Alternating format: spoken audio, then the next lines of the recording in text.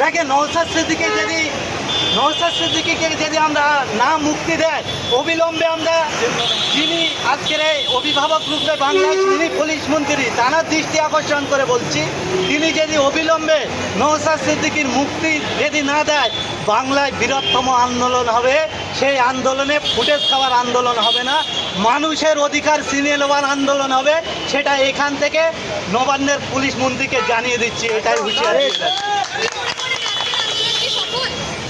অবশ্যই যে আন্দোলনে বাধা সৃষ্টি হয় সেই আন্দোলনকে কেন্দ্র করে বাংলার মনীষীরা শিখিয়ে দিয়েছে, যে আন্দোলনে বাধা সৃষ্টি হয় সেই আন্দোলন সফল।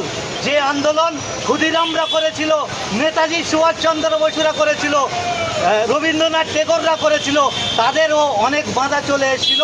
তারপরেও তারা 1947 সালের 15ই আগস্ট তারা স্বাধীনতা অর্জন করেছিল। আজকের নওশাদ সিদ্দিকীকে যারা বাধা দিচ্ছে, একটা দিন সময় আসবে বাংলার অগণিত মায়ের সন্তানদেরকে নওশাদ সিদ্দিকী সংগঠিত প্রচেষ্টায় চালিয়ে তারা একদিন বাংলার মানুষকে স্বাধীনতা দেবে বলে আমরা মনে করছি।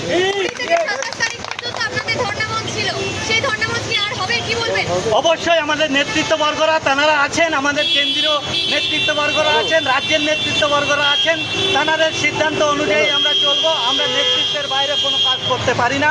তারপরে বলি, আমরা বিভিন্ন সংগঠনের ব্যক্তিবর্গরা ও সেখানে আছেন, আমাদের বিভিন্ন সংগঠনের নেতা নেতৃত্বদেরও অ্যারেস্ট হয়েছে।